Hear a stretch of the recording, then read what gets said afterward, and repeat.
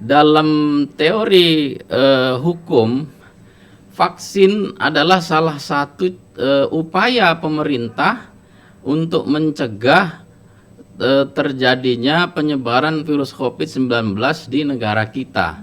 Pertanyaannya adalah apakah solusi yang diberikan itu melanggar hukum atau tidak? Kami bersatu dalam keragaman, dalam lembaga PK3S, berdasarkan Pancasila, dalam wadah NKRI, mewujudkan Indonesia Jaya, penuh cipta karsa dan karya, kobarkan cinta tanah air untuk kejayaan bangsa Indonesia.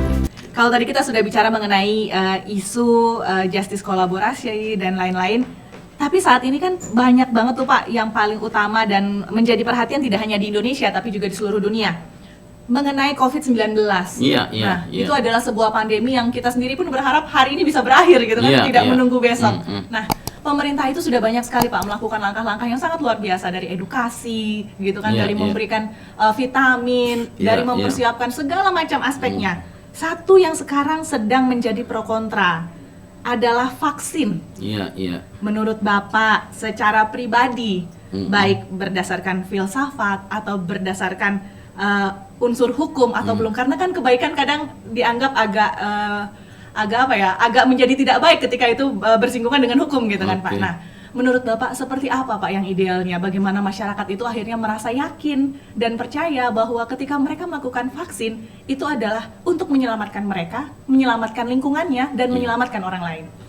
Yang pertama, terhadap rancangan pemberian vaksin yang dilakukan pemerintah, kita ucapkan terima kasih yang sebesar-besarnya kepada pemerintah dan seluruh jajarannya, Presiden, kementerian, pejabat-pejabat daerah dan seluruhnya yang telah bekerja keras dalam menangani COVID-19 belakangan ini, baik itu penegak hukum dari mulai TNI, Polri dan lain sebagainya, terstruktur dan sistematis bahu-membahu dalam menjalankan tugas. Masalah ada kelemahan, ada kekurangan itu biasa, dan satu lagi para medis yang keikhlasannya luar biasa. Walaupun pada awal-awal itu kelengkapan alat pelindung diri masih sangat minim, tapi mereka berani menjadi garda depan menangani persoalan COVID. Itu sesuatu hal yang harus kita acungi jempol buat mereka. Itu yang pertama.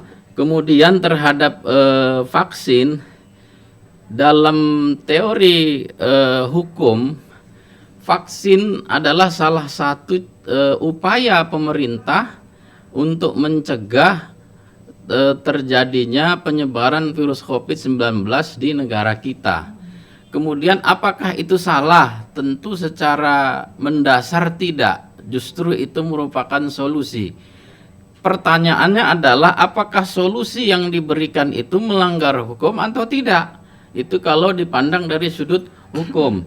Tentu dalam melakukan penyediaan jasa vaksin atau penyediaan vaksin secara langsung yang dilakukan oleh pemerintah, yang diberikan nantinya kepada para medis untuk dilakukan penyuntikan dan lain-lain secara teknik, dipandang dari sudut hukum ada beberapa kriteria. Yang pertama, apakah vaksin itu sudah lolos dari uji laboratorium, baik tahap 1, tahap 2, dan tahap 3, sehingga betul-betul tidak berdampak negatif bagi orang-orang yang disuntik vaksin nantinya.